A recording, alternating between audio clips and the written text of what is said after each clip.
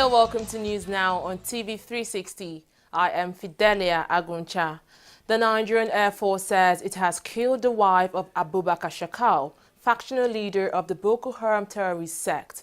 According to Air Force Director of Public Relations and Information, Air Commodore Olatokunbo Adesanya, Malama Fidasi was killed following air raids on suspected Boko Haram hideouts in Borno State. The attacks were carried out as part of the new Operation Rerun Water 2, aimed at further eliminating the terrorists in the country. Nigeria has been battling Boko Haram militants since 2009. The Nigerian Army in 2016 dislodged the radicals of their entire strongholds, arresting thousands of its members. However, a number of the militants are still at large, including the leader of the sect, Abubakar Shakal, who has disputed claims of the defeat by the Nigerian Army. The Nigerian Army has rescued 85 civilians from Boko Haram terrorists in the country's northeast. A statement by Army spokesperson Brigadier General Sani Usman said the civilians were rescued as part of clearance operation by troops attached to Mongola, Ngawa, Tongule and Wasela villages in northern Borno State. Brigadier General Usman also revealed the troops killed 11 Boko Haram terrorists in the operation. The soldiers also recovered several arms and ammunition from the insurgents.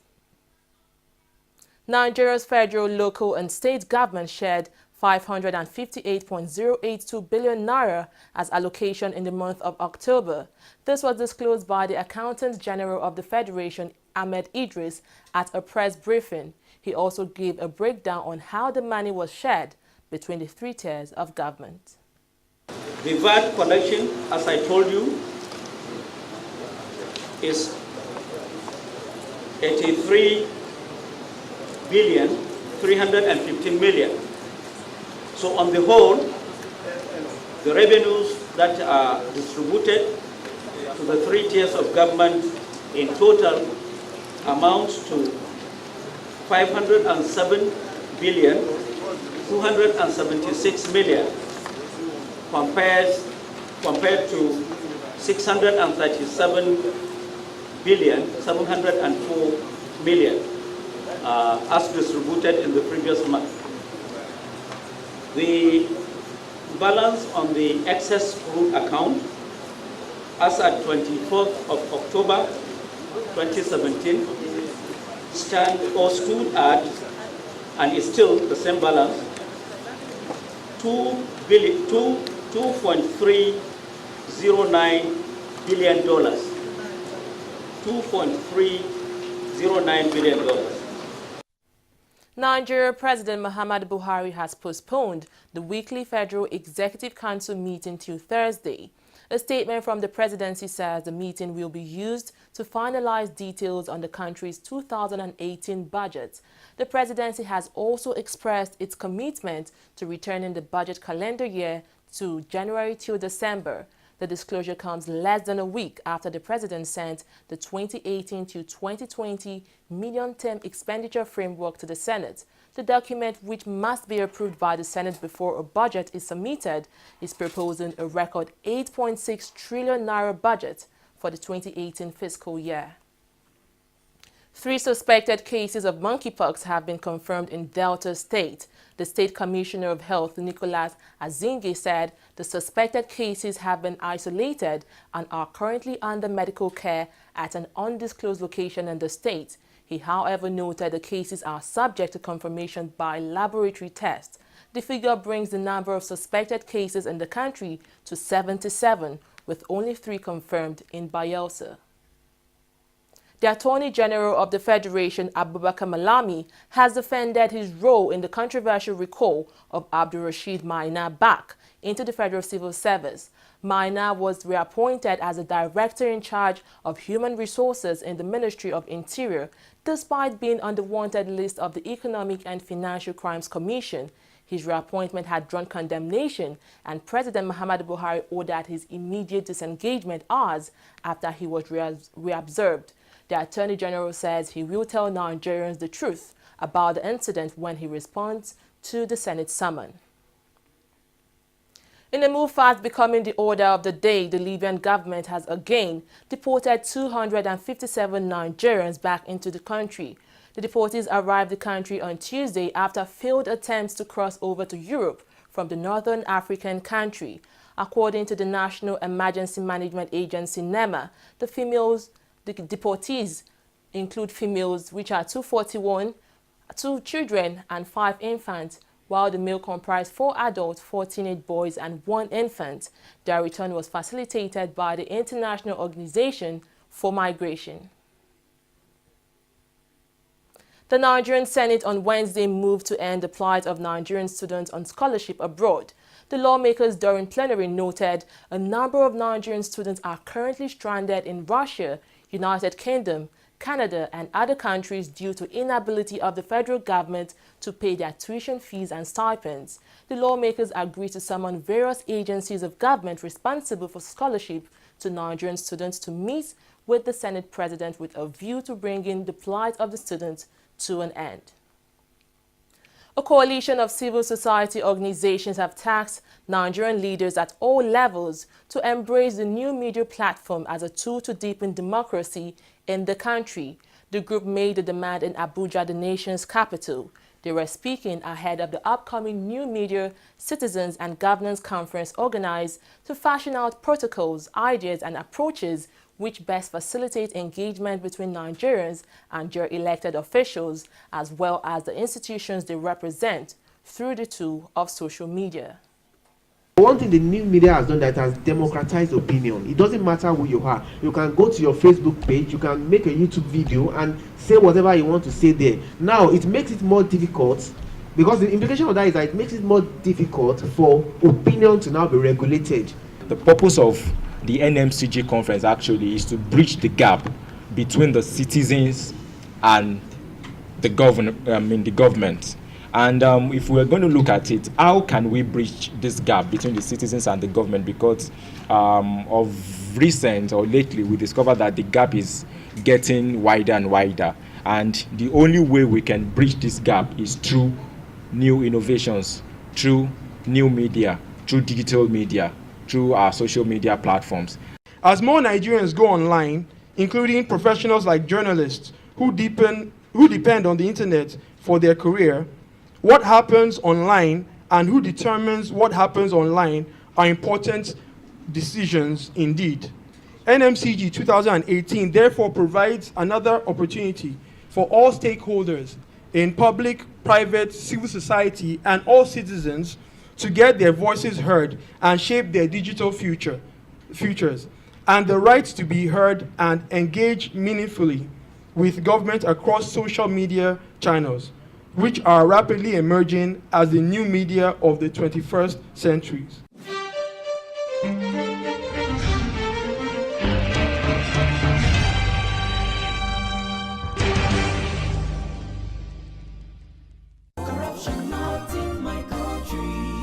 Mr. John! Mr. John! What is it now? What is it now? Please turn down the volume of your music. It's too loud. And how is that your business? It is disturbing me. I can't sleep. And the same way you are disturbing my right to good music and where I enjoy it. Eh? What's wrong with you? You didn't hear that person complaining. Maybe we thought that you have lost your mind. Are you having a party? I'm just respecting you, sir. You remember I paid my husband too. You will not understand why we are complaining, because you do not care about other people except yourself. Look, the transformation we need in this country begins in this compound. Yes, now. From you and I. This your selfishness is an offshoot of corruption. And corruption not in my country. You know, go to your bank. Go. Corruption not in my country.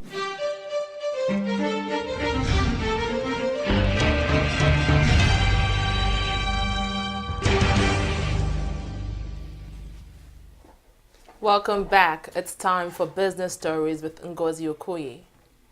Thank you, Fidelia.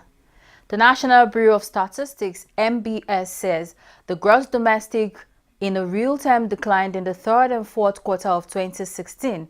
The NBS made this known in its Nigerian gross domestic product reports on expenditure and income approach for the third and fourth quarter of 2016. released in Abuja. According to the report, the decline followed the negative growth trend from the first half of 2016. It explained that the household consumption and government consumption expenditures led to the decrease in GDP in both the third and fourth quarter of the year under review. Oando PLC says it has asked the court to restrain the Nigerian Stock Exchange and Securities Exchange Commission (SEC) from further suspending its shares. NSE and Johannesburg Stock Exchange had suspended trading of Oando shares, citing an advice from SEC. On Monday, the NSE partially lifted the suspension on the shares, meaning that the shares can be traded, but there will be no change in price. SEC has accused the company of infractions, including alleged declaration of false profit and insider trading. However, in a 9-page statement released by Oando and signed by the Chief Compliance Officer of the company secretary, Ayotola Jagun, the company said it will make amends in areas where it was wrong. All steadied on Wednesday following a 4-week high after top exporter Saudi Arabia said it was determined to end the supply glut that has been weighing on the market for 3 years. And in the international market, Brent crude futures were down 20 cents at $58.13 a barrel, while U.S. crude was trading down 27 cents at $52.20. The fall comes after Saudi Arabian Energy Minister Khalid Al-Falih said the kingdom was determined to reduce all inventory stocks in industrialized countries to their 5-year average. He added that the country will raise the prospect of prolonged output restraint to cut supply ends. It was a bearish market at the Nigerian Stock Exchange as the all-share index appreciated by 0.25% to close at 36,622.85 basis points. The top 4 advancers include Seplat Petroleum Development, GlaxoSmithKline, Nascon Allied Industries plc, and UACN.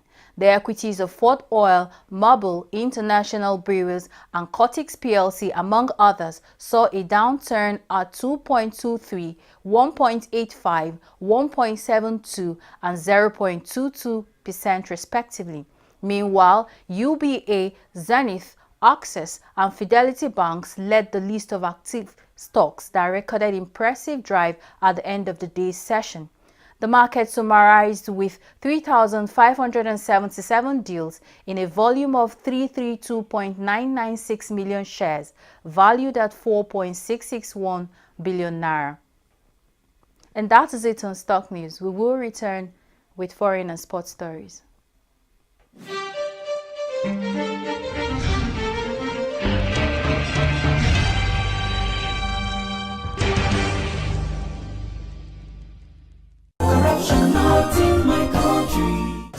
Yeah, relax. That is my brother and I want him out of this station now. We have to proceed. Okay. Can I just see the IPO of this case? IPO. How are you? You're welcome, sir. That is my brother and I want him out of this station now. Do you know the offense he has committed, sir? What do you guys want for the weekend? Okay, let me see your DPO. This way, sir. Oh, better. You don't know me here. That boy is my brother and I want you to assist me to free him. The man found with a gun, confessed to robbery. Things like this happening. 200,000 naira for you. Are you bribing me? 500,000 naira. Robbery suspect? 1 million naira. That is corruption. Not allowed in this division. 1 million. Remember, police is your friend. Giving and taking bribe is wrong. Corruption, not in my country. Stop corruption now. Corruption not in my country.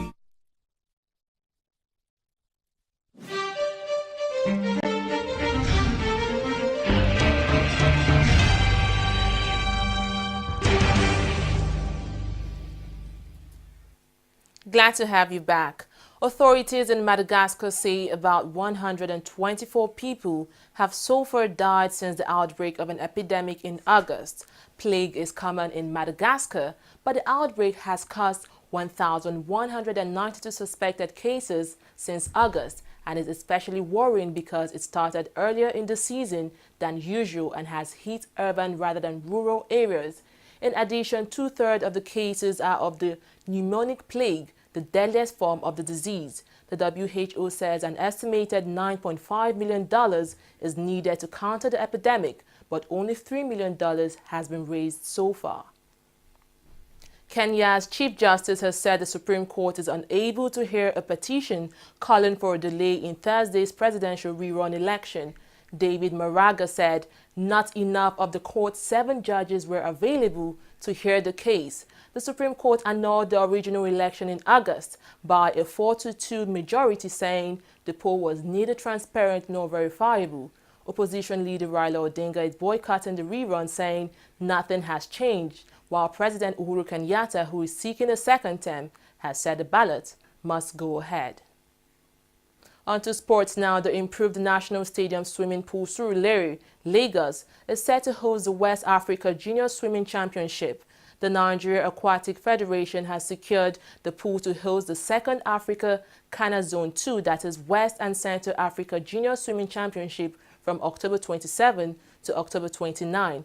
The pool, which hosted the 1973 All-Africa Games, will play host to 20 nations.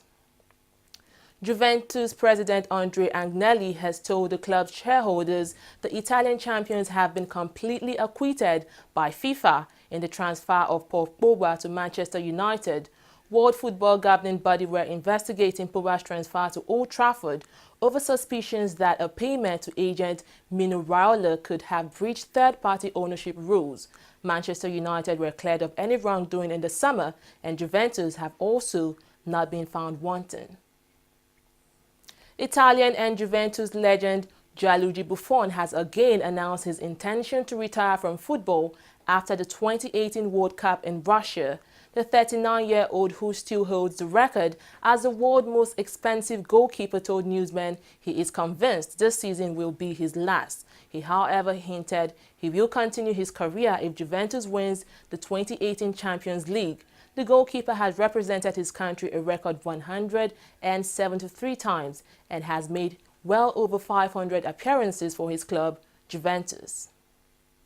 Well, that's all on news now. Thanks for watching. I am Fidelia Aguncha.